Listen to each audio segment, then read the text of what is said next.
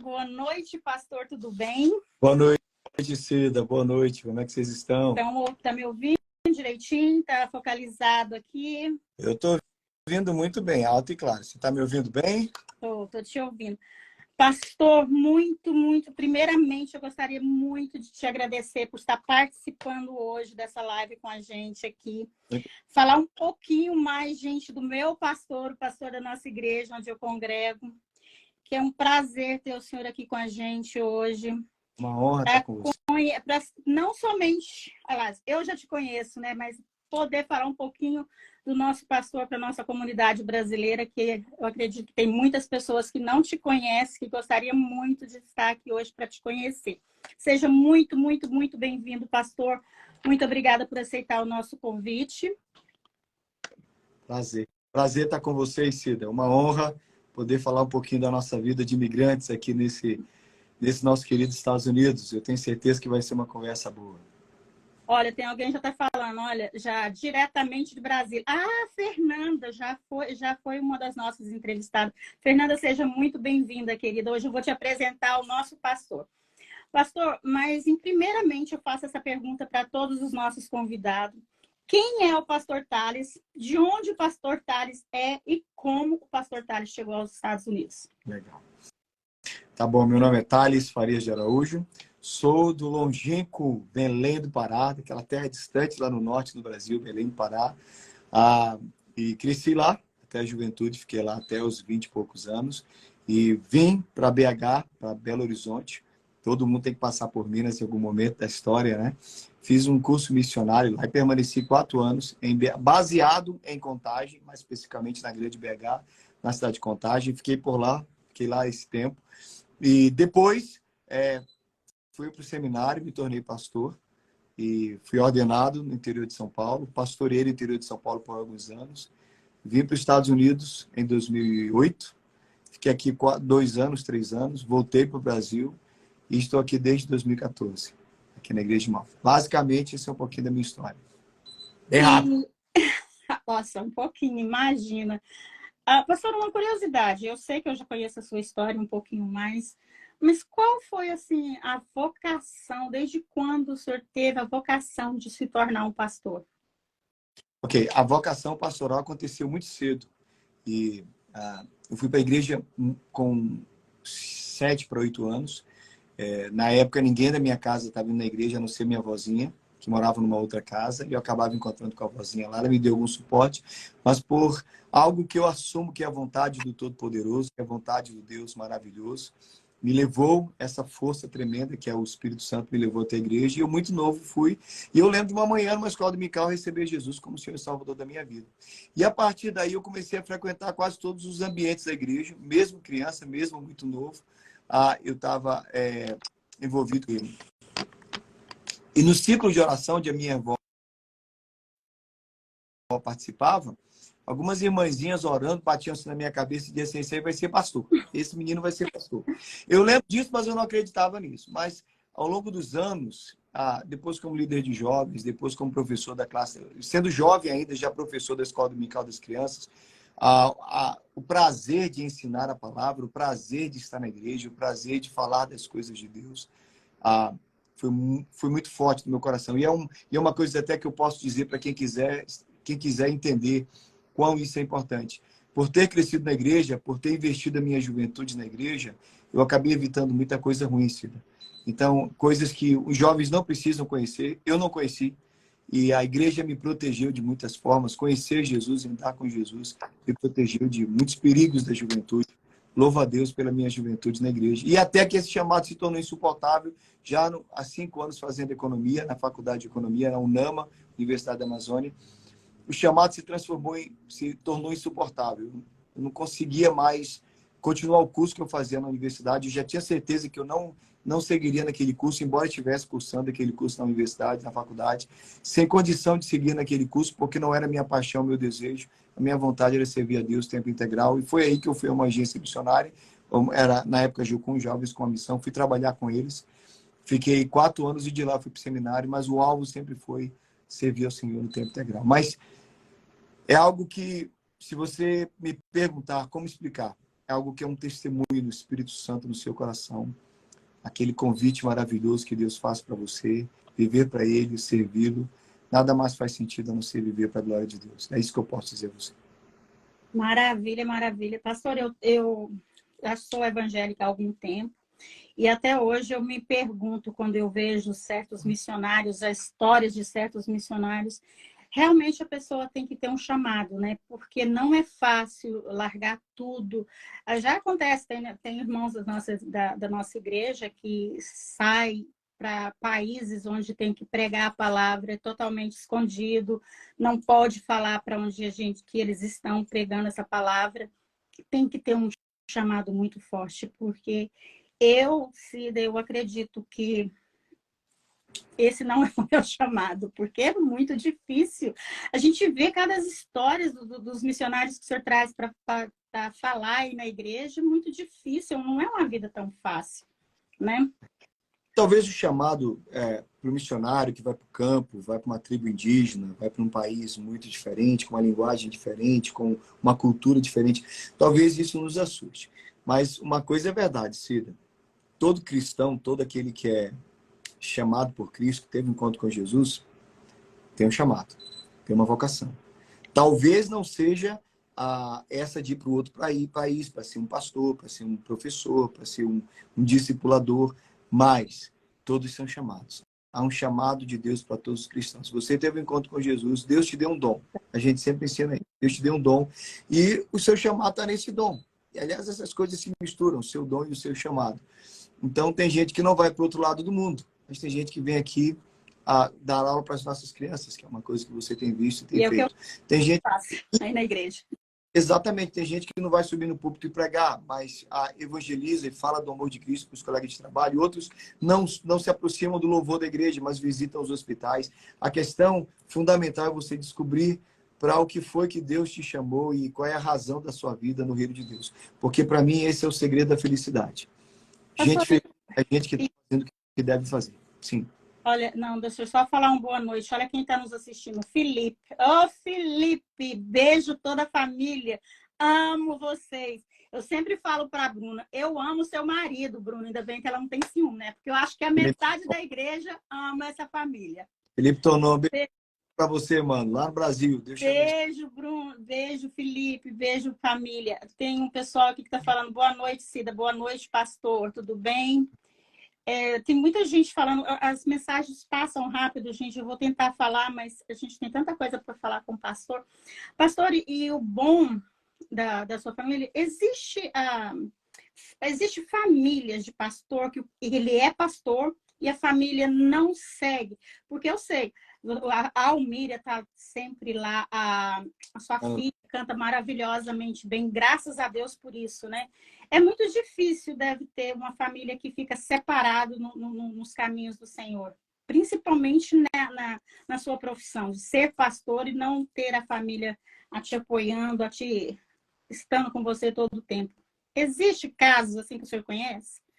Olha, existe, mas eu creio assim, a Almira creio assim, os nossos filhos creem assim, que Deus não chama somente o pai ou a mãe. Uhum. Deus chama. E quando Deus chama a família, claro que a grande responsabilidade é do vocacionado, mas dentro mesmo da família existem vocações diferentes. Nós sempre entendemos, eu estou falando da minha casa, que a vocação pastoral abençoa a nossa família como um todo. E nós somos muito isso. Eu lembro que quando as crianças eram menores, eu precisava viajar muito, viajava, ia pregar em algum lugar. De vez em quando os filhos diziam assim, mas papai vai viajar de novo, o papai está indo para tal lugar. Eu lembro da Almira falando para os filhos, olha, o papai é uma bênção para nós, não é? Eles diziam, pequenininhos, eles diziam, papai não é uma bênção na igreja? Então a gente tem que deixar também o papai ser bênção em outro lugar. Então, acho que o papel da esposa é fundamental. A esposa precisa entender o que é vocação, a esposa precisa entender o que é o chamado e estar juntos. Agora, claro, o meu chamado é mais para uma área do ensino, da palavra. A Almira tem um chamado muito mais na área da música. Ela é alguém que tem se movido muito bom para a música. Ela rege o coral da igreja, você sabe disso. Tem uma habilidade. Ela, ao mesmo tempo, tem liderado as mulheres. A Ana Luísa está cuidando do teatro agora. Ela e o namorado lideram o teatro. A Ana Luísa cuida das questões também do louvor. Ela toca no teclado. Está envolvida com o louvor seriamente. Muito bem. Então, assim, acaba acontecendo isso. Aí a gente vai especificando, né? Cada um vai na sua direção. Mas é uma bênção. Claro, eu acho que o coração do pastor, quando a família não está envolvida, fica muito sofrido, né? Fica muito sofrido. Olha, eu e minha casa serviremos o Senhor. Fica muito bem juntas, trabalha muito bem junto essa frase. Pastor, mais uma pergunta que eu queria fazer, porque o senhor saiu do Brasil, o senhor veio para cá em 2008, trabalhou em outro estado, em outra igreja, Minnesota. não foi? Aí depois Minnesota. o senhor voltou para o Brasil. E eu me lembro muito bem como que foi a votação para que o senhor e sua família servisse a nossa igreja, que tem feito, aliás, muito bem. Nossa, eu te admiro muito. Eu nunca te falei isso, mas eu estou falando, eu te admiro muito, principalmente em muitas áreas, que é trabalhar com jovens. Trabalhar com imigrante não é fácil, porque o senhor lidera uma igreja de imigrante, e imigrante é um povo sofrido. Passa. Os primeiros 2 anos é realmente um povo sofrido. Então, o senhor trabalha com isso muito bem, trata com as pessoas muito bem, porque já deu para perceber que o senhor é uma pessoa muito querida lá na igreja. Cresceu bastante a igreja, eu tenho acompanhado isso, logicamente. Mas como é trabalhar assim? Como que é receber famílias que acabou de chegar, principalmente, chegou muitas famílias na época do Covid. Como que foi trabalhar com essas pessoas nessa época? Cida, eu costumo dizer que o trabalho do pastor, do líder religioso de uma igreja de imigrantes é diferente do trabalho do pastor no Brasil. Eu penso que o pastor que está aqui nos Estados Unidos, e ele pastoreia... Cida, você voltou. Não, é porque a cachorra está pedindo para entrar. Ai, meu Deus, desculpa, gente. Seu bebezinho. Então, quando você é pastor no Brasil, Cida, e você pastoreia brasileiros no contexto do Brasil, ou seja, ali na nossa realidade brasileira, vivendo no Brasil, é uma realidade, é uma situação. O pastor americano que está aqui nos Estados Unidos, que cresceu aqui, a igreja dele é de nacionais, de americanos, ele tem uma outra realidade. Nós estamos no meio caminho. Eu costumo dizer que eu não sou pastor nem de brasileiros e nem de americanos. Eu sou pastor de terceira cultura e eu já vou explicar por quê. Porque nós já não somos brasileiros puros.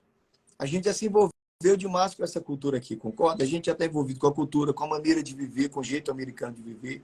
Nós mantemos, com certeza, muita coisa do Brasil. A gente mantém aqui em nós aqueles hábitos do brasileiro, aquele jeitinho brasileiro, aquele nosso flavor, aquele nosso aquele sabor brasileiro, posso dizer assim. Mas, ao mesmo tempo, nós já pegamos um bocado de cultura americana. Mesmo a pessoa que está aqui há um ano, ela nem percebe. E eu sei que tem gente que ouve isso e fala assim, não, imagina, estou brasileiro aqui do mesmo jeitão. A América não me mudou, mas mudou. Todo mundo muda. Vivendo aqui, você acaba mudando. Então, o que eu pastoreio hoje é um terceiro grupo. Nem brasileiros, nem americanos. Nós somos uma cultura mista. Nossos filhos misturam a língua. Presta atenção nos seus filhos. Né? Eles começam a português, terminam em inglês. Eles começam em inglês, terminam em português. Eles estão falando tudo em português e vão inserindo palavras da língua inglesa. Então, a cultura, o jeito. Nossos filhos vão no Brasil de vez em quando, estranham o Brasil. Então, nós somos uma terceira cultura.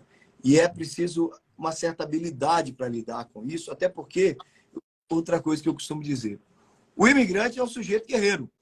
Ele é sofrido, como você disse, mas é um sujeito guerreiro. Ele saiu da terra dele, ele saiu da cidade dele, ele saiu do contexto dele e veio para cá. E aqui, ele está aqui para ganhar dinheiro, acertar a vida, pagar as contas, ajeitar no Brasil. Então, ele chega aqui com muita garra. Essa é uma característica do nosso povo. Quase todo mundo de caráter muito forte. Quem vem para cá, normalmente, já tem um pouquinho mais de sangue nas veias. Sangue no olho e sangue nas veias. Né? Mas não tem opção de ser diferente, né, pastor? A gente não tem opção. Então, eu pastoreio gente de temperamento forte. Grande parte da nossa congregação, eles não sabem disso, eu quase não falo sobre isso, mas o pessoal mais brando talvez ficou no Brasil, o pessoal mais lá ficou no Brasil, e os guerreiros vieram tudo para cá. E tá tudo guerreiro junto, trabalhando junto. Não é fácil ser imigrante não, gente. Não é. E o imigrante, ele precisa desenvolver um pouquinho de couro de crocodilo, né? Para aguentar a crise, para aguentar às vezes, as perseguições, para aguentar as derrotas, os dias felizes, os dias maus, os dias de muita neve, que você quer ficar deprimido, nem dá para ficar deprimido, porque tem que trabalhar. Então, o imigrante ele é um sujeito que ele tem sua própria característica de personalidade. Ele é um guerreiro. Ele sacode a poeira e corre para cima. Então, tá todo mundo assim na igreja. Essa é uma galera bonita, linda, que eu amo pastorear. Mas Mas é um não povo... fácil, né? Porque gente, aqui, entre eu e o pastor, eu chego para ele e falo, pastor, eu não gostaria de ter a sua profissão nunca, nunca, porque, gente, eu acho que o vida de pastor deve ser pior do que psicólogo, viu? Porque ele tem que entender um pouquinho de cada. Eu trabalho com uma outra classe de imigrantes, o senhor sabe que eu tenho limpeza, companhia de limpeza, então eu trabalho com uma classe assim, que chega, uma classe muito sofrida, que não sabe a língua. E o que a gente faz? Manda para a igreja. Aí o pastor tá lá, ele tem que entender um pouquinho de tudo, gente. Não é fácil ser pastor de igreja. Você falou sobre o psicólogo, e é uma profissão linda. O psicólogo é uma pessoa que estudou e se preparou para cuidar das pessoas. E louvamos e precisamos da psicologia, como também da psiquiatria, da psicanálise, né? Eu tenho algumas divergências, mas muitas vezes, quando eu percebo que o caso é clínico, eu mando para o psicólogo ou eu mando para o psiquiatra. Mas no caso do pastor, um pouquinho diferente por um motivo. O psicólogo, quando ele tranca o escritório dele, vai para casa e não mexe com mais nada disso. O psiquiatra, ele sai do hospital onde ele atende, por exemplo, e vai embora. Pastor, 24 horas por dia. O telefone na madrugada. Não poucas vezes na minha vida um casal brigou e no meio da discussão lembraram de ligar para mim, liga para a gente meia-noite, liga para a gente 3 da madrugada. Vem aqui, pastor, senão nós vamos separar. O psicólogo não faz isso. E eu sou... Eu sei disso. E o pastor, ele não é só pastor para ouvir. É o pastor na hora do discipulado ou na hora do aconselhamento. Você é pastor nos corredores, você é pastor no supermercado, você é pastor para a conversa do estacionamento. Na academia. Na academia. Você é pastor na minha casa. Tá sempre falando. Meu marido. Então, o pastor é o tempo inteiro. Você não consegue... Chega uma hora que as coisas se misturam tanto em que você percebe isso. O médico deixa de ser médico quando ele vai no supermercado. Mesmo no supermercado, eu ainda sou pastor. É verdade. Porque teve um dia, eu me lembro até hoje, teve um dia que eu te liguei, era numa segunda-feira, não sei quais que foram a minha necessidade, mas eu te liguei. Eu falei, pastor, você pode falar? Ele falou, posso, Cida, hoje é meu dia off, mas eu posso falar. Eu falei, desculpa, mas o senhor me atendeu por isso, foi muito, muito legal, eu agradeço por isso. Porque o canal, ele foi criado, deixa eu só te falar, para a gente mostrar o que é a realidade aqui dos Estados Unidos, porque tem muita gente que mostra uma coisa que não é. É ótimo, é bom, eu sou apaixonada aqui dos Estados Unidos, eu sou apaixonada. Eu vivo aqui há muitos anos, mas a realidade não é aquela que você chega aqui com menos de um mês, eu estou morando numa casa com banheira, porque o senhor não tem noção que a gente... O senhor tem noção, né? Que, tipo assim, tira foto no carrão e passa, olha, gente, eu estou nos Estados Unidos, eu consegui, por que você não consegue? Mas não sabe, principalmente na pandemia, o que as pessoas passaram aqui, porque foi a época que mais chegaram imigrantes aqui nos Estados Unidos. E eles não sabem que eles estavam em basement, morando em basement, frio, sem heating. Eles não imaginam que a igreja, quanto a igreja ajudou com cesta básica. Eu gostaria que o senhor falasse um pouco disso. Fala um pouco para a gente. Vocês ajudaram assim, pessoas que não tinham o que comer naquela época, não é? Fala um pouquinho para nós como que foi a época da pandemia na igreja. É importante dizer, só concluir do último assunto, que o pastor aqui nos Estados Unidos ele ainda faz uma outra coisa. Agora nós estamos liberados, porque Massachusetts está dando carteira para todo mundo. Mas quando o policial parava um crente da igreja sem carteira, liga para o pastor. Eu ia lá, porque tinha que ir lá ajudar a pegar o carro, porque a pessoa já não podia dirigir, porque estava sem a carteira de motorista, o guarda não deixava sair o carro se não fosse alguém lá. Ou então, quantas vezes eu já fui na corte? Semana passada eu estava na corte por causa de uma pessoa da igreja, tá? Você vai lá na corte, a pessoa diz, eu estou inseguro, você vai, assiste lá toda a conversa com o juiz. Então, são coisas muito peculiares do pastor aqui nos Estados Unidos, né? Ir na corte, ir socorrer quando a polícia chama, ir na imigração tantas vezes, procurar o advogado de imigração. Olha, buscar no aeroporto, que eu já buscar sei no que você aeroporto. foi várias de madrugada, levar a mulher para ganhar neném no hospital. Às vezes o parente está chegando, pastor, meu pai está chegando, não tem carteira, não sei dirigir em Boston, não quero ir em Boston, em vez de ser preso. Vou lá buscar em Boston. É a vida, é a vida. E olha, Cida, eu faço com toda alegria. Nem sempre, claro, pelo tamanho da congregação, você já imagina que não dá para atender tudo. Mas faço com toda alegria e a gente faz porque o chamado de Cristo para nós é para servir. O Senhor Jesus disse isso. O Filho do Homem não veio para ser servido, mas para servir. E para seguir Jesus tem que fazer isso. Agora, na pandemia, perdão, a pandemia foi um momento muito específico. Eu brincava com os meus amigos que cuidam de igreja e dizia assim, olha, pandemia não está no manual. Ninguém explica para a gente como é que você vive uma pandemia. Você vai viver uma pandemia, você vai ter que viver essa realidade maluca que é aquilo. Pessoas trancadas em casa, depois pessoas vindo na igreja. Foi também um momento muito bonito. Eu lembro que o nosso primeiro culto, depois de 2 meses e tanto de lockdown, foi no estacionamento, com as pessoas dentro do... Sabia que eu gravei? Foi inesquecível. Aquele culto foi inesquecível. Não, eu estava lá dentro do carro. Isso, o pessoal dentro dos carros louvando, a gente em cima de um caminhão, todo mundo separado, ainda de máscaras. Outro dia com cadeiras de praia no parking lot, do estacionamento. Mas foi um tempo desafiador, mas foi um tempo muito bonito, Cida, porque nós aprendemos muito. Uma das coisas que nós aprendemos é que podem nos mandar ficar em casa, mas não podem nos separar. Nós fizemos lives como essa durante todos os dias da pandemia, a igreja manteve-se unida e as pessoas começaram a chegar. E também pessoas começaram a parar de trabalhar. E eu lembro que a segunda coisa, logo depois da live, que começou foi arrecadar comida. E nós começamos a arrecadar, perdão, e nós arrecadamos muita comida. E assim, o pessoal era muito generoso, porque quem estava trabalhando e tinha bastante em casa, queria ajudar. Então, vinha muita comida para a igreja, caixas e caixas de enlatados, de comida perecível também, e os diáconos entregando, e as pessoas vindo aqui na igreja buscar, porque às vezes tinha gente que não tinha nada, Cida, tinha gente que não tinha nada em casa. Eu sei disso, por isso que a gente tocou nesse assunto.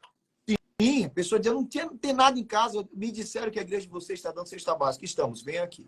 E olha, foi muito legal, as pessoas vinham e pegavam, levavam para casa, e comida para criança, havia um carinho todo especial nessa cesta básica, porque ia o iogurte, ia o biscoito recheado, ia as guloseimas que crianças gostam, não era só comida para os adultos. Então foi um tempo muito lindo e a cooperação da igreja foi muito legal. Nessa época, Cida, eu lembro que nós ganhamos um grant, nós ganhamos uma ajuda de uma instituição que trabalhava especificamente com imigrantes não documentados. E eles nos deram $60 mil. Uau! Todo o prazer de te dizer isso. Esses $60 mil foram todos direcionados para pessoas que estavam passando necessidade. Pagaram aluguéis, pagou a gasolina de carro para o homem trabalhar, que dizia assim, eu arrumei um emprego, estamos na pandemia, mas eu não tenho nem como colocar a gasolina. E esse dinheiro foi distribuído em vários pedaços, claro, não podia ser 15, 5 mil para uma pessoa, era sempre pequenas quantidades. Nós ajudamos muita gente, Cida. Foi muito legal, foi um tempo assim, muito precioso, porque é um louvor que eu dou a Deus pelo pessoal da nossa igreja. O pessoal que não precisava, pelo contrário, estava ajudando. E o pessoal que precisava foi o alvo, foi o foco dessa pergunta. Lógico, eu acompanhei. Eu não estava lá trabalhando, mas o senhor tem uma equipe, assim, olha, no background, muito, muito boa, que está de parabéns. As pessoas que trabalham na área social. E eu gostaria de falar, gente, isso a público, porque a gente que mora em outros países, a gente vive em comunidades se ajudam. Sim. Nessa época, muita gente se ajudaram e a nossa igreja, ela tem um background muito pessoas como a Celina, que trabalha lá, como a minha irmã a Patrícia, ajuda. Foi doação de roupa, foi doação de sapato, e eu continuo fazendo isso até hoje. Nós então, para o Brasil, né, Cida? Nós mandamos muita caixa que manda para o Brasil. E caixas para o Nordeste, para BH, as pessoas passando aperto e a gente mandando caixas e caixas com roupa, com brinquedo. Tem uma história legal para te contar. Você lembra não sei se você lembra do tio Pedro. O tio Pedro é um cara que trabalha com as mulheres que trabalham em situação prostituição em BH. Uhum. Quem conhece BH sabe que lá no centro de BH tem uma rua chamada Guaicurus, aquela região da Guaicurus, que é uma região é uma zona de meretrício. E quando houve lockdown, aquelas mulheres, né, que sobrevivem disso e não tinham mais nada que fazer, começaram a passar necessidade. Sem julgá-las, e claro, não apoiando a prostituição, porque não é essa a nossa função, mas entendendo que elas estavam passando necessidade, e eles têm um trabalho lindo de evangelismo com aquelas mulheres lá. Eles conversaram com a gente, nós mandamos caixas e caixas de coisas para eles. E o bonito é que um dos filhos dessa mulher recebeu um brinquedo que foi mandado daqui. E ele recebeu o brinquedo, e a alegria dele, olha o brinquedo que veio para mim dos Estados Unidos. Foi uma coisa assim, emocionante para o pessoal que estava trabalhando lá e o pessoal que estava trabalhando aqui. Não, é muito bonito. Muito bonito. Temos mandado muita coisa também para o pessoal do Sertão da Paraíba, para o Vale de Jequitinhonha. Então, é uma alegria poder trabalhar e servir lá no Brasil também. Isso faz bem para as pessoas, não faz, pastores? Ajudar. Porque é muito importante, gente, vocês que não sabem o que é ser imigrante, porque a gente não tem noção o que é ser imigrante quando você não passa na pele o que é ser imigrante. Não importa qual profissão que você tenha no seu país. Quando você chega aqui, a barreira da língua é muito grande. Eu falo que o primeiro ano é a de adaptação. O segundo você já está um pouquinho melhor. Então, a gente vive em comunidade. E a igreja é a nossa maior força, é a comunidade. Não importa qual estado que você esteja, não importa onde você esteja, procure uma igreja, porque lá vocês serão bem recebidos e, com certeza, com muito amor e carinho, terá ajuda. Então, isso é muito importante, pastor, a gente passar para as pessoas, porque eu estou aqui há 24 anos, imagina quantos imigrantes passaram na minha mão para poder ensinar a trabalhar, dar trabalho, porque eu gosto mesmo, eu falo, hoje eu dou trabalho para muitas pessoas, graças a Deus por isso, então eu ajudo outras pessoas de outras formas, mas cada um faz o seu papel na comunidade, isso é muito bom. E uma das coisas que eu gostaria de a gente falar aqui, pastor, sobre os filhos de imigrantes.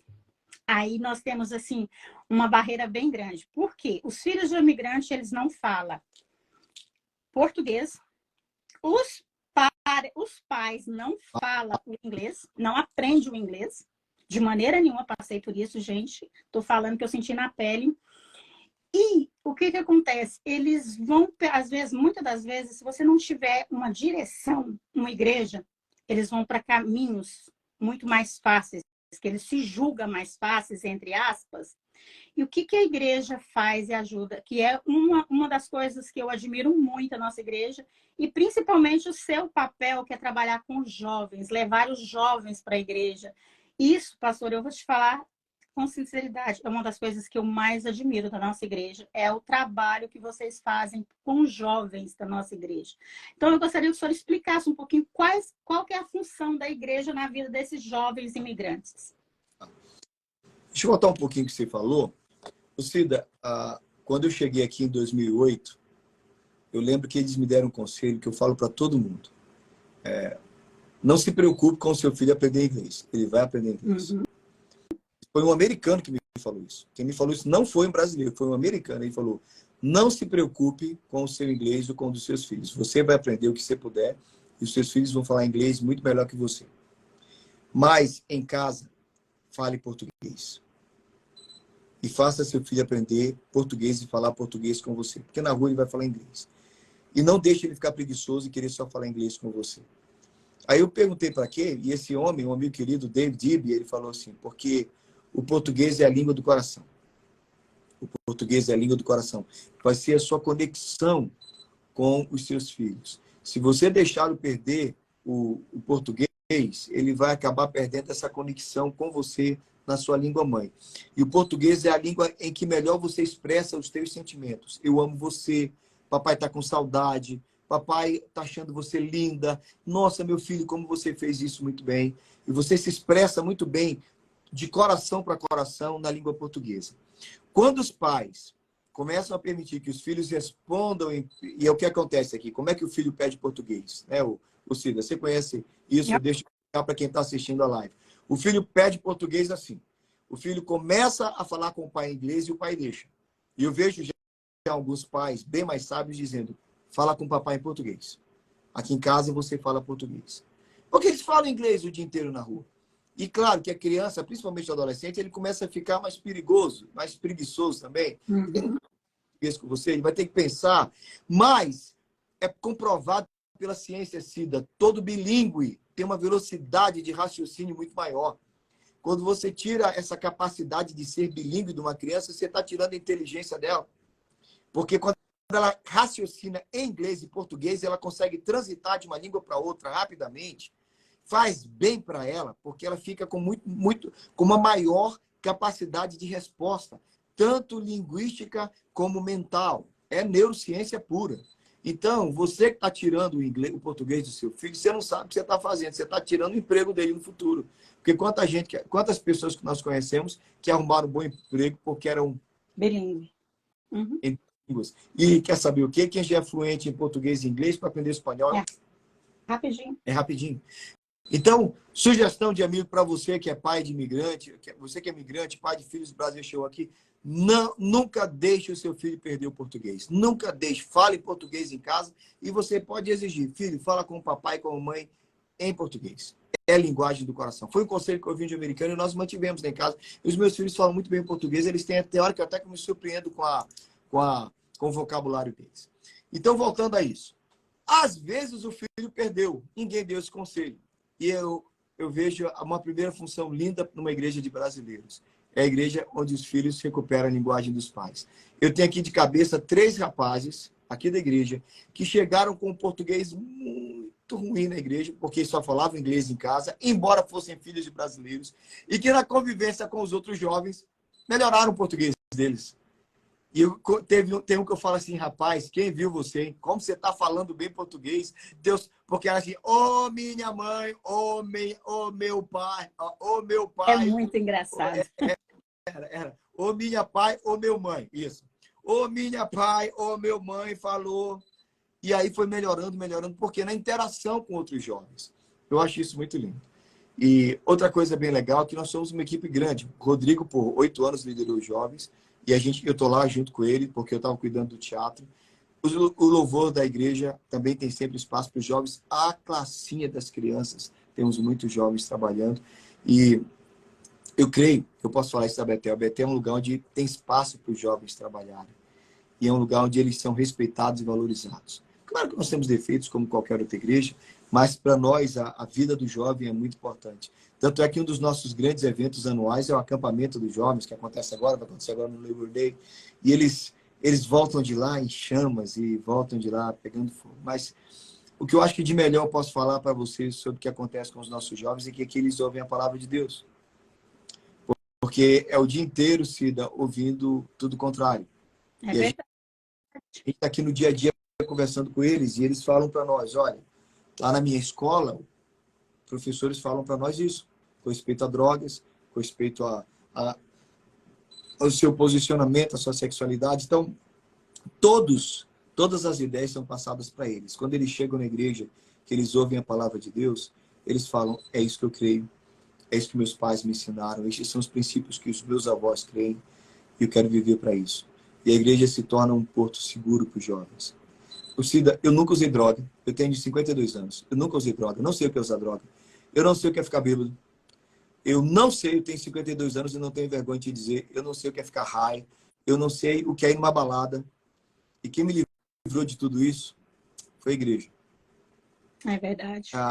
Eu sei disso plenamente, porque o fato de eu tive os meus 2 adolescentes aqui, né? Você sabe disso. Eu vim com um baby e com uma menina de 9 anos.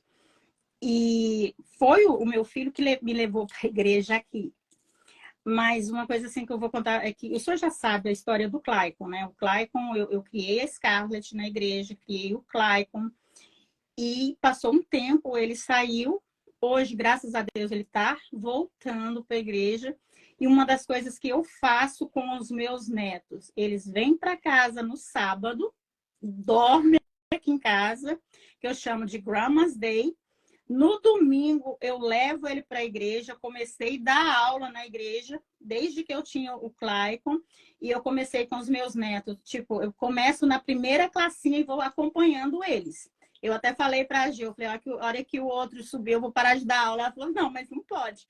Mas é a forma da gente plantar a semente, porque quando chega a adolescência, eles podem até sair, mas está plantado lá. O Clay, um dia, ele me fez uma pergunta, pastor, falou assim, mas por que você fica levando os meninos na igreja quando ele estava um pouco afastado? Porque agora, graças a Deus, ele está sentindo. E eu perguntei para ele, falei, filho, imagina hoje você sendo pai, aonde que você gostaria que os seus filhos estivessem? Dentro da igreja ou nesse mundo aí fora? Ele falou, não, mãe, dentro da igreja. Então, são coisas que a gente planta. E o trabalho que a nossa igreja faz, que o senhor faz muito bem com as pessoas que te ajudam, é o teatro. Eu acho isso muito bonito você conseguir levar os jovens trabalhando com eles, com a capacidade com que eles têm de melhor e trabalha na área do teatro. Isso, o senhor tem conquistado muitos jovens, não somente que frequentam a nossa igreja, mas tem jovens que vêm de outros lugares para participar do teatro, não tem? Tem jovem que entrou na igreja por causa do teatro. Começou a frequentar os ensaios do teatro, gostou, quis se envolver e a partir daí ficou na igreja. Legal que a gente tem no teatro, a gente usa muito a pantomima, né? Que é aquela peça sem palavras, mas com expressão corporal e expressão facial. Agora no Brasil Fest, que é a festa que vai ter agora esse sábado, dia 5, vai ter bastante, mas, por exemplo, numa peça como essa, nós conseguimos transmitir mensagens para brasileiros, americanos, hispanos, tanto faz, não importa a sua língua, porque você não precisa ouvir, você precisa assistir e ouvir a música, e com gestos, com os movimentos, você entende perfeitamente a mensagem que está sendo levada. Não, isso é maravilhoso. Exato, e nós tocamos em pontos fortes: drogas, suicídio, violência, desobediência, rebelião, todos esses são todos assuntos que estão ali envolvendo os jovens. O legal é que eles, quando eles estão lá na peça e eles estão levando a mensagem do evangelho através da peça, através da atuação, ao mesmo tempo que eles falam para os outros, Cida, eles estão falando para eles mesmos. É verdade. E falou para mim assim, poxa, quando chegou a proposta da droga, eu me lembrei que eu já fiz um papel aqui no teatro em que eu usava droga e que ficava mal. E foi muito legal entender que eu não precisava da droga, porque eu já tinha aprendido na igreja que o fim disso é muito ruim. Então, o teatro sempre foi... Eu amo teatro, eu tenho prazer. Nem sempre eu consigo atuar, a maioria das vezes eu não atuo, só ensino. Já estou até numa outra fase. Agora, minha filha e o namorado estão cuidando do teatro. Tem mais ou menos uns 3 meses que eu estou quietinho, eles estão tocando. Mas está indo muito bem. E a gente tem aquela peça no final de ano, que você já sabe, que é mais uma produção mais apurada, né? Uma mega produção, podemos dizer assim. Mas é sempre muito legal ver a igreja respondendo positivamente. O pessoal já sabe, final de ano da Betel vai ter uma peça de Natal. Não, gente, deixa eu só falar na peça de final de ano. Eu já participei, eu já vi todas. Mas teve um ano que vocês fizeram uma peça que eu jamais esqueci. Tipo, naquela época eu não tinha curiosidade de ficar filmando, né? Porque hoje a filmar já fez parte da minha vida, né? Minha vida já está seguindo outro caminho. Mas aquela época que vocês fez dos animais, gente, eu fiquei encantada. Eu falei, meu Deus, eu só assisti essas peças na Broadway, em lugares assim, quando eu faço cruzeiro, porque nos cruzeiros tem umas peças maravilhosas. Mas foi assim, não deixou, meu Deus, a palavra, ao português, não deixou a desejar de nada. Foi maravilhosa aquela peça, todas é maravilhosa, mas aquela eu amei assim de coração. Mas, pastor, agora a gente vai... Deixa eu só ler os comentários aqui, porque senão as pessoas vão achar que nós somos mal educados. Tem muita gente aqui. Olá. O Elita está falando. Cida, assistindo pela primeira vez. Parabéns pela iniciativa. Obrigada, gente. Super concordo, pois não deixe os seus filhos perder a língua materna, que é o português. Para ser bilíngue, ele precisa falar, ler e escrever as duas línguas. Ok, papai e mamãe. Tem alguém falando, amém, pastor. O Neto está lá no Maranhão, está falando boa noite para gente. Ele me segue assim, maravilhoso. Neto, boa noite. Bom, eu não estou conseguindo aqui, super concordo. Tem um monte de pessoas aqui falando. Mas, pastor, agora uma outra pergunta que não quer calar. Vamos falar de Brasil Fest, né? Porque, afinal de contas, sábado tá chegando e eu vou estar lá trabalhando, eu tomo conta da barraca do doce, gente. Olha o pastor vestido lá. Pastor, curiosidade, como foi criar o Brasil Fest? Porque eu participo e trabalho desde a primeira versão que estava chovendo, aquelas barraquinhas todas desiguais. Foi assim, olha, foi um desafio fazer o primeiro Brasil Fest. O segundo Brasil Fest estava chovendo. Mas como que veio essa inspiração? Por que veio essa ideia de fazer uma festa totalmente brasileira aqui nos Estados Unidos? Eu assumi a igreja no final de 2014 para 2015, a Betel. Nós estávamos lá no antigo, no prédio branco, que a gente costuma dizer, né? Era um prédio menor. Mas eu olhar para aquele estacionamento, aquele parking lot, aquele espaço, e dizer, puxa, isso aqui é muito legal, a gente precisa usar para alguma coisa para além de estacionar carro. E, por outro lado, Cida, eu sempre entendi que a igreja imigrante, ela corre um risco muito grande de virar um gueto. Virar, assim, aquele lugarzinho que estão só os brasileiros e a gente vive em torno da nossa cultura brasileira, da saudade do Brasil, dos nossos times de futebol. E quando a igreja vira esse gueto, ela tem um perigo, ela para de evangelizar, porque ela vive só para si, ela se torna um fim em si mesmo. E a ideia era fazer amigos e abençoar a cidade. A gente queria falar de Cristo, mas fazer amigos na cidade, fazer amigos mesmo na cidade de Malmo. Então, eu conversei com algumas pessoas, na época a Celina cuidava da cozinha, eu disse assim, Celina, a gente consegue a Celina? Falei no conselho em primeiro lugar, igreja presbiteriana, você tem que falar primeiro no conselho, né? Então, eu fui lá e bati um papo com o conselho, disseram, passou, para fazer. Conversei com algumas pessoas e eles disseram, bora. E isso aí já era, acho que ali por maio para junho de 2015. Mas abraçamos a ideia e em agosto de 2015 fizemos o primeiro Brasil Fest. Pedimos barraca emprestada para todo mundo. Não sei. Pedimos, a gente teve que pegar, mas toda a igreja, né? As barracas eram emprestadas. Eu emprestei alguns. Freezers eram emprestados. Tudo era emprestado praticamente. As mesas a gente pegou mesmo. Olha, foi uma loucura trazendo, juntando. A gente fez na cara e na coragem, mas o resultado foi muito bom. Foi. Com toda a precariedade, olhando para trás, parece muito precário, mas para a época a gente deu um salto. A cidade respondeu, as pessoas vieram. Nós usamos muito, como até hoje usamos, né, as redes sociais para divulgar. Então, assim, foi muito legal, porque a gente começou a ver aquela resposta. Até o prefeito da cidade veio. A gente disse, uai, bora. Vamos continuar.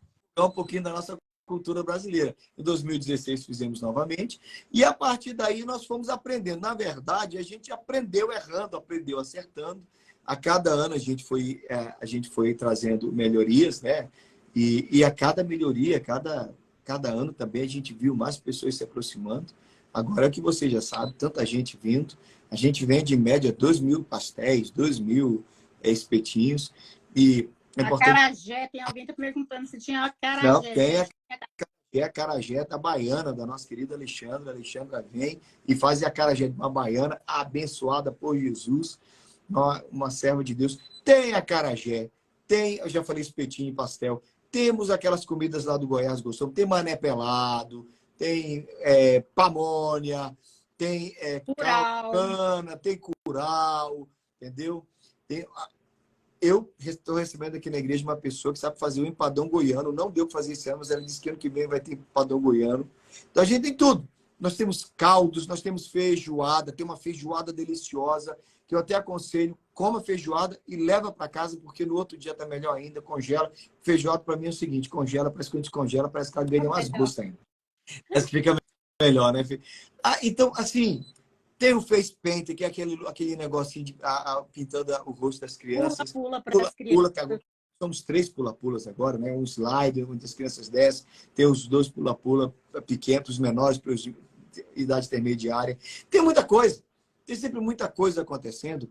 Mas o legal é ver que as pessoas vêm, Cida, e elas curtem a festa. Porque a gente começou com uma barraca no centro, agora nós já estamos com 3 barracas grandes, centrais, muitas cadeiras, e eu vejo as pessoas sentando ali, e batendo papo, e fazendo amizade. É uma festa...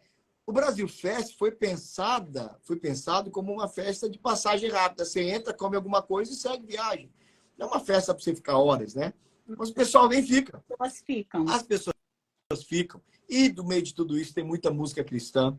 Tem o nosso grupo de dança das crianças, que é lindo. Tem o grupo de teatro dos jovens que apresenta. Tem o nosso Ministério de Louvor. Então, assim, é coisa... Esse ano tem uma surpresinha para as crianças. É coisa acontecendo o tempo inteiro. Então, também não é aquele negócio parado, não. Porque no palco central está sempre acontecendo alguma coisa. O Leandrinho está sempre com a gente apresentando. Tem sido uma alegria ter ele com a gente.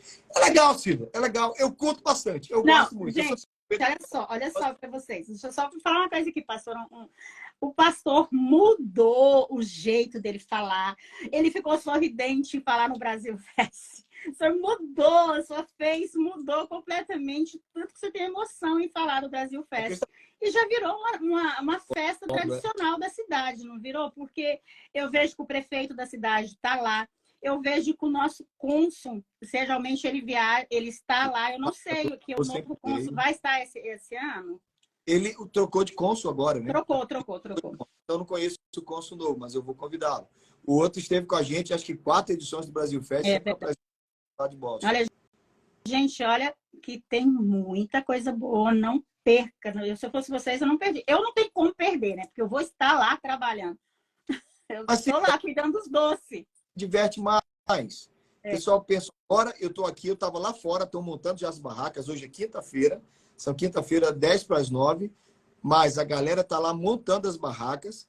O dia inteiro teve gente trabalhando aqui. Tem um grupo de mulheres na cozinha, mexendo cozinhando.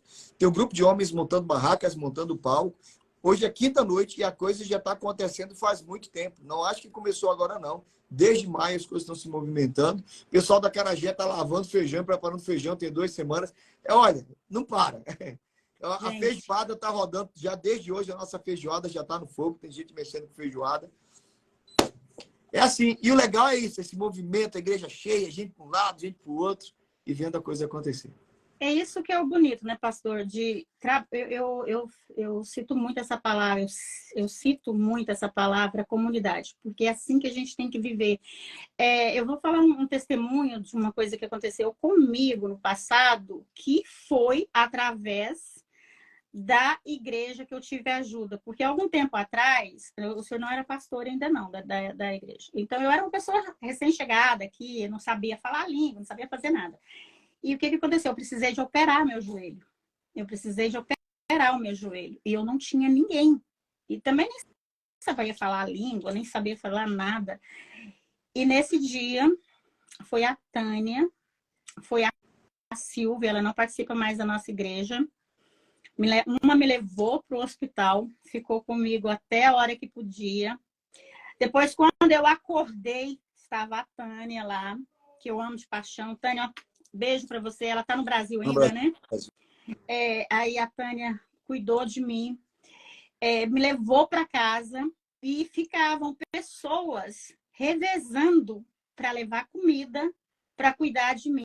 Gente, então eu falo, a comunidade é muito importante vivendo em outro país. Então, como o pastor estava falando aí, você viu que a face dele mudou, ele estava falando sorridente. Porque é muito orgulho para a gente, pastor, poder levar a nossa cultura e ser aceita pelos americanos. Porque não é só levar, eles têm que aceitar. E eles aceitaram e nos abraçaram, né? Por isso. Não, basta dizer a quantidade de americanos que nós temos na festa. Muito Parece mesmo. Mas hoje eu estava na academia, cedinho, encontrei com uma senhora e perguntei se ela tinha planos para sábado. Uma americana mesmo.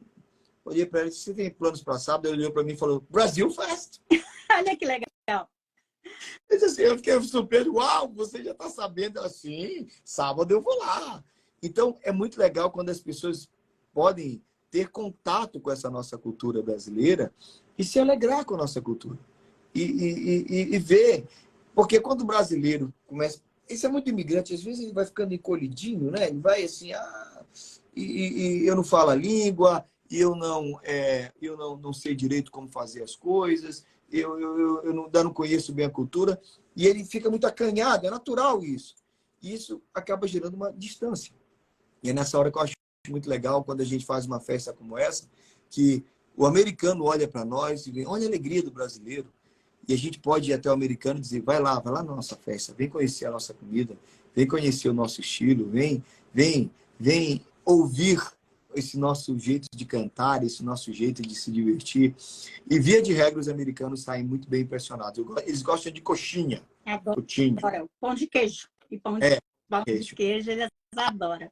Eu Pastor, falo, tem alguém aqui que está falando, acho que é Figueiredo. Quando eu conversei com o pastor, ele quase me mandou para o sanatório. Janjão. O senhor fez com ele, pastor?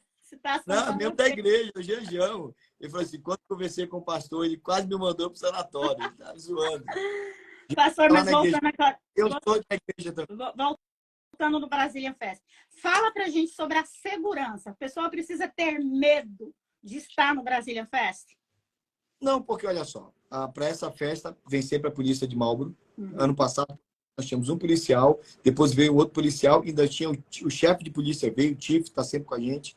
É uma pessoa querida, é amigo nosso agora. Acabamos fazendo amizade com o chefe de polícia por causa da festa. Ele está sempre conosco. E, além disso, a gente traz uma equipe, uma empresa de segurança privada, que também com umas 4 pessoas, uma viatura. Então, a segurança é muito boa. Nós não podemos garantir fora da festa, mas dentro da festa é sempre muito seguro. Sem falar do bodyguards, né? Porque os diáconos estão lá parecendo assim, ó. E, gente, eles ficam olhando tudo, eles verem tudo, eles sabem de tudo. Não precisa se preocupar. A gente fica com o comunicador, tá? Eu, os diáconos e o pessoal da organização, tá todo mundo com um ponto aqui no ouvido, conversando. E tá bem legal, isso é bem jóia.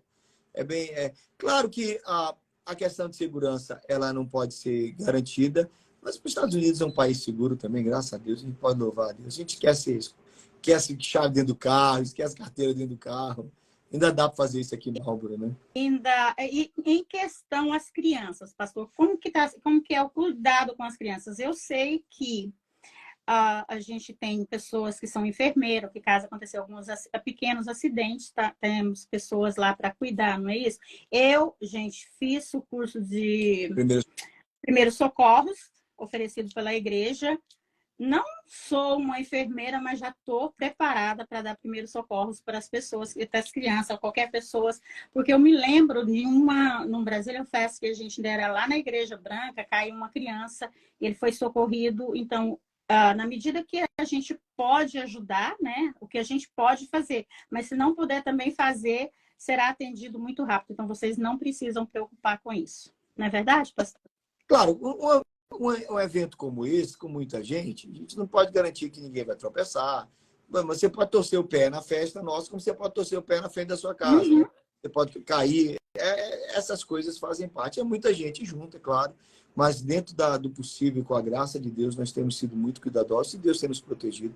Nós não podemos reclamar. Deus tem nos guardado de muito mal. A menininha caiu, uma mocinha que cortou o queixo, né? Uhum. Mas assim, legal, foi muito rápida o atendimento, ela foi para o hospital e já recebi dos primeiros socorros. Mas a segurança é bem legal. Agora, claro, você vai para uma festa dessa com seu filho, fica de olho no seu filho, é sempre muita gente. Todo ano a gente acha uma criança que se perdeu do pai, a gente fala no microfone, fala quem é o pai dessa criança, rapidamente aparece. Mas é importante você ter isso. Mas, realmente, além dos policiais que estão ao redor da gente, da equipe de segurança, nós temos a diaconia, e a diaconia tem sido muito cuidadosa. A diaconia são os diáconos da igreja, né? É sempre um grupo de 15 homens, mais aqueles que trabalham na equipe de apoio diaconal, olhando, cuidando, ajudando no transporte, tirando saco de lixo e ajudando as pessoas a chegar onde elas precisam. Ô, Cida, esse trabalho não acontece por causa de 3, 4 pessoas, né? Nós somos 400 voluntários. Para uma festa como essa acontecer, nós estamos falando de quase 200 voluntários. É muita gente. É muita.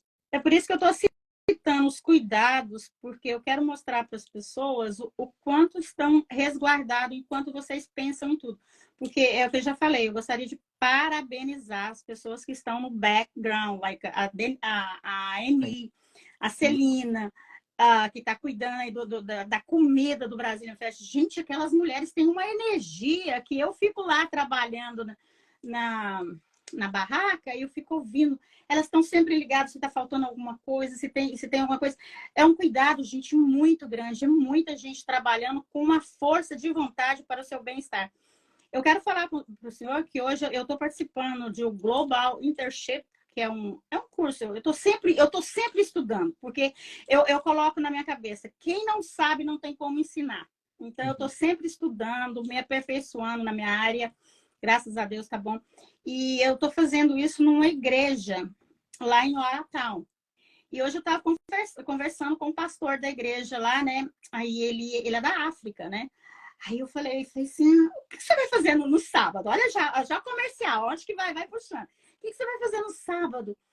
E aí ele falou assim, não, eu falei assim, você não quer participar do Brasil Fest? Eu quero apresentar para o meu pastor, vamos lá. Aí eu já passei número e já falei um monte do senhor, né? Agora o senhor que segure a barra, né? Ele vai estar lá. Cuida que agora vai ser essa... Mas eles vão vir algumas pessoas de lá, porque um dos motivos das palestras é sobre a união do mundo, né? Da comunidade, não importa a cor, a raça, a língua, eles estão tentando trabalhar com a união, né? Qual o motivo melhor de introduzir esse pessoal na nossa vida? Brasil Fest. Não é verdade? O Brasil Fest é uma ferramenta, né, Cida? E não é um fim em si mesmo. A gente não ganha dinheiro com isso. Depois que todas as contas são pagas, depois que todos os fornecedores recebem o seu pagamento, a gente paga tudo, porque a festa custa caro. É uma festa grande, ela é uma despesa alta. O saldo da festa é todo enviado para missionários, então não fica no caixa da igreja. Teve uma pessoa que outro dia parou para mim, para onde vai o dinheiro dessa festa? Eu digo, vai tudo para o missionário. Não vai ficar nada no caixa da igreja. Está claro para você? Aí a pessoa disse, então tá bom, então eu vou lá. Então é importante dizer isso, que é uma festa que vai tudo que se ganha, tudo que se faz de lucro nessa festa, para abençoar. Nós temos um grupo de 8 missionários que nós ajudamos hoje na igreja, mas nós vamos aumentar esse grupo agora, porque sempre tem um saldo a mais. Então nós podemos ajudar mais pessoas. É sempre muito bom. Mas o legal da festa é vir sábado, dia 5, depois de amanhã, a partir da 1 da tarde, vem para cá para 373 da Lincoln Street. Você vai gostar, vai ser bom. Aqui em Marlboro, vai ser bom demais. Quando eu terminar essa live, pastor, eu vou deixar o telefone, o endereço da igreja, que as pessoas que tiverem alguma dúvida, pode estar entrando em contato com o canal também, que eu posso estar dando as informações sobre o Brasil Fest, que eu vou estar lá trabalhando, gente, na Barraca do Doce, quem quiser falar comigo. Ah, pastor, tem umas pessoas que começaram a me seguir semana passada e eu não sei o que eu falei sobre a igreja. E já começaram a me mandar mensagem onde é essa igreja, porque chegaram aqui há pouco tempo, está sem igreja para congregar. Já passei também o nome do senhor e a igreja. Mais pessoas aí para o senhor ouvir, falar, encaminhar. Aliás, né? Essa é a sua missão. Com certeza. Com certeza, é a missão que a gente tem. Gente, a gente está recebendo... O pessoal começa a passar e passa tão rápido que a gente não consegue ler toda. Ó, o pessoal aqui falou que vai ter tapioca mesmo. Então, olha só, gente. Esse aí vai ter tapioca. Esse é o esposo da Vânia que faz a tapioca deliciosa. Então, ele está aí divulgando a tapioca da esposa dele. Tem a barraca da tapioca. Eu nunca tinha comido tapioca. A primeira vez foi o ano passado e eu amei. Nunca tinha experimentado, acredita ou não? Salgada e doce. Tem tapioca salgada e tem tapioca... Tem até de chocolate, gente. Tem tudo, Nutella... Tem de coco com leite condensado, tapioca, ó, delícia. E tem o doce que você está falando aí, que é só barraca, que você não falou, né? A gente costuma ter o pé de moleque, temos uma cocada deliciosa que a Simone faz, temos algodão doce para as crianças. E se seu filho... Arroz doce. Deixa eu ver, tem arroz doce, tem brigadeiro, tem beijinho, tem... você sabe o que eu sou apaixonada? É o mousse de chocolate, é o mousse de maracujá que tem lá. Eu tenho que descobrir quem está fazendo, gente. Não sei é maravilhoso. Mas a Patrícia faz aquele doce que a Patrícia... Aquele português. Oh, meu Deus do céu. É uma festa brasileira. Aquele doce que a Patrícia faz é imbatível. Eu gostou demais. Gente, Patrícia... e o mané pelado da Erlene? Mané pelada, encontrei com a Erlene ontem. Estou fazendo, para quem não sabe... Vai levar. Gente, olha, eu sou goiana, então eu não sou, assim, não é um bolo muito assim de Goiânia. Mas, gente, o mané pelado, a gente somos bastante amiga, ela falou assim, Cida, você gosta tanto desse bolo, eu vou te ensinar. Eu falei, não quero aprender não, porque quando eu tiver com vontade você faz, que seu que é bom. Mas desse jeito. Mandaram dizer que tem a tapioca de carne e frango também, para não esquecer. Viu? Sim, senhora, Vânia, está resolvido. O Massa Solar, ele era de Recife. Nós estamos pessoas aqui, ó, por isso que o canal se chama Conectando Pessoas, pastor. Eu já entrevistei pessoas da Suíça, já entrevistei pessoas da China. Pensa só, tá conectando bastante. Hoje eu estou levando o nosso pastor e gente para vocês conhecer e para vocês que não têm uma igreja, que mora na região, olha, vai lá, vai conversar com essa pessoa aqui que vocês vão entender do que eu estou falando. Pode ir. E olha que ele tem que puxar a orelha, ele puxa, viu? Ele não fala palavrinhas bonitas, não. A gente tem que cuidar do rebanho, né? Cuidar do rebanho pessoal. Quando... É verdade. Mas eu estou feliz de estar com você também, porque eu sei que Deus tem te dado essa oportunidade de falar para muita gente, em muitos lugares. E essa é a bênção da internet, a bênção da rede social. Muita gente usa para transmitir o que não deve. Mas legal que você está aí conectando pessoas e levando mensagens boas. Que Deus te abençoe. Que você continue falando de Cristo também, porque a nossa é mais sempre falando, o Senhor é o meu pastor e nada me faltará. Isso uma das coisas que eu sempre peço, Senhor, não me desvie desse caminho, porque esse é o caminho que eu quero estar. Então, pastor, eu também, mais um minutinho, eu sei que já está passando, mas o senhor está fazendo uma excursão para Israel. Fala um pouquinho, dá tempo? Porque eu estou de boa. Sim, dá tempo. É legal poder falar. Se você quer conhecer a Terra Santa, quer visitar Israel, você já fez isso, né? Você sabe. 2 vezes, gente, vale a pena mesmo, é maravilhoso. Então, nós estamos indo para Israel e Jordânia. É uma viagem para os lugares bíblicos em Israel e na Jordânia.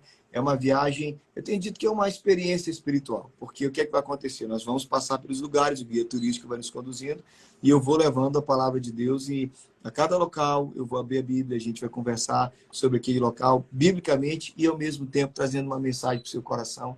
Então vai ser um momento legal de você passar pelos lugares, ler o texto da Bíblia que fala daquele lugar, e ao mesmo tempo ter essa experiência, e com certeza nunca mais ler a Bíblia da mesma forma.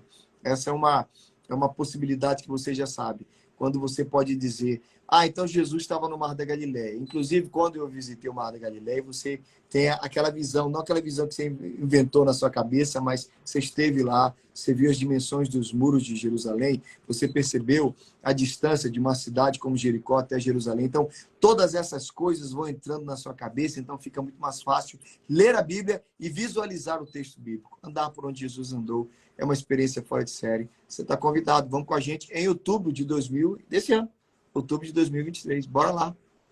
Pastor, eu costumo falar que existe a Bíblia antes de conhecer Israel e a Bíblia depois de conhecer Israel. Eu fui 2 vezes em Israel, dessa última vez eu fui no Egito. Eu subi o monte. Ai, meu Deus, como que Moisés conseguiu subir aquele monte? Porque eu vou te falar, eu subi à noite, porque se fosse durante o dia eu já tinha desistido na metade. Então, existe as duas faces, eu falo que você não quer falar que é a face da Bíblia, porque exatamente, quando o senhor está lá pregando, principalmente pelo Kleber, né? Que ele quase não vai na igreja, eu fico cutucando ele assim, tá vendo? Nós fomos lá, nós vimos aquilo. Não, é tão maravilhoso conhecer, eu acho assim, o que os olhos vê, guarda no coração. Então, a gente aprende. Para vocês que nunca foram em Israel, aproveita a oportunidade. Eu já falei para o pastor, eu não vou porque eu estou muito ocupada desses tempos. Estou fazendo um evento, pastor, eu não sei se eu comentei com o senhor, dia 7 de outubro. Aliás, eu acho que eu comentei, porque o senhor vai ser assim convidado, meio forçado, a estar lá abençoando, né, o nosso evento. O dia 7 de outubro, a gente estaremos fazendo um evento sobre empreendedorismo, onde estará vindo a doutora Renata Castro, que é uma advogada de imigração, não sei se o senhor já ouviu falar dela, da Flórida. Ela estará vindo, palestrando, e após a palestra, ela vai estar dando consulta de graça para os imigrantes. Quantas pessoas não têm condições, gente, de estar pagando uma consulta? Vai lá, ela vai estar te atendendo gratuitamente. Vai estar um americano falando como você cresce o seu business, especialista em small business. Então, nós vamos estar 5 pessoas maravilhosas, palestrantes assim maravilhosos, dia 7 de outubro. Eu vou passar as informações. E o pastor, com certeza, ele não vai falar não para mim, para estar lá abençoando o nosso vídeo. Vai lá, vamos lá. Essa é a minha missão, levar informações seguras, gente. Esse canal foi criado para levar informações seguras, porque, pastor, eu não sei se o senhor passou por isso, aliás, o senhor ouve isso. Ah, fulano falou, cicrano falou, bertano falou, mas ninguém sabe das informações certas. Isso é o perigo do imigrante, porque ele começa a viver de boatos. Exatamente. Né? Ele falou uma coisa aqui, outro fala a outra coisa lá, e aí o imigrante acaba ficando perdido. E, às vezes, por medo, por não ter documento, por alguma coisa, ele perde oportunidades. Então, essa é uma posição sua, e eu digo até uma posição louvável, quando você resolve falar o que é verdade e buscar a melhor informação possível, a mais confiável. Exatamente. Público. Porque de boatos o nosso povo já viu. Você vai numa padaria brasileira, alguém está falando alguma coisa, você diz assim, não é isso, gente, não é isso. Essa pessoa está lá contando como verdade. E, claro, é assim que se vive num ambiente como esse, né? Não se pode viver de boatos. Nós precisamos... Exatamente. Precisa de informações seguras. E a gente vai estar lá com muitas informações. Olha, palestrantes assim, ó, de primeira. Tá vindo gente da Flórida, vindo gente de Nashville, tá vindo pessoas, vai estar o Thiago Braz, que é um cara muito, um palestrante maravilhoso, um empreendedor muito bom. Então, gente, não perca. E agora, pastor, eu só quero falar, porque agora, olha que chique, nós estamos tendo parceiros aqui no canal Conectando Pessoas. Olha só, gente, que maravilha. Quem sabe a presbiteriana se torna uma parceira nossa, gente. Olha só a jogada. Mas, olha, eu estou falando da CNN. Pastor, a gente tem uma parceira, mas é uma coisa tão importante que é até bom o senhor saber. A CNN, ela é uma empresa que ela trabalha, ela está ajudando, olha, imigrantes com todo o processo da carteira de motorista. Então, você vai lá, você tem todo o processo, então tem advogados, tem pessoas assim para ajudar. Gente, procura a Catarina, que ela é maravilhosa. Também a gente está falando da Zair, uma fotógrafa que faz serviços assim, ó, maravilhosos, perfeito, casamento, nascimento, tudo que você precisar a respeito de fotografia, procura a Zair. Então é isso, pastor. Eu gostaria de agradecer. Prazer. Pela sua honra de estar aqui e falar um pouquinho mais sobre a nossa igreja, que eu adoro estar lá. Essa é a minha oração de todas as vezes que eu estou lá, Senhor, não me desvies do caminho do Senhor. E quando eu surgiu essa ideia, o senhor está falando que é uma coisa assim louvável de ter esse canal, porque esse canal ele surgiu exatamente após a pandemia, pela quantidade de pessoas sofridas que chegou, que me procurou. Eu decidi assim mostrar, porque eu já falei com advogados, já falei com pessoas que faz de todos os tipos de serviços que ajudam os imigrantes. Então, não deixa de conectar com Conectando Pessoas. Pastor, muito obrigada. Eu gostaria que o senhor falasse as suas condolências. Não, posso... São os 2 avisos finais. Termina. Não, eu já terminei. Não. São as 2 lembretes. Quem quiser conhecer mais sobre Israel, quiser saber sobre essa nossa viagem de outubro, ainda temos vaga. Ainda dá para você estar conosco. Você entra em contato ou comigo, através da Cida, ou pela Union Travel lá de Framingham. O pessoal está trabalhando juntos. Olha, esse pacote não podia... O preço está bom, está envolvendo tudo, inclusive o transporte aéreo, o transporte terrestre, que você fica o tempo inteiro andando de ônibus lá para cada lugar, o café da manhã e o jantar no hotel. A única coisa que a pessoa vai precisar é ter um dinheirinho para o almoço, porque o almoço a gente vai estar sempre viajando. O resto está tudo incluso, inclusive o visto, tanto para Israel como para a Jordânia, tudo incluso. Então, se você quer ir para Israel com a gente, me procura ou procura o pessoal da Union Travel.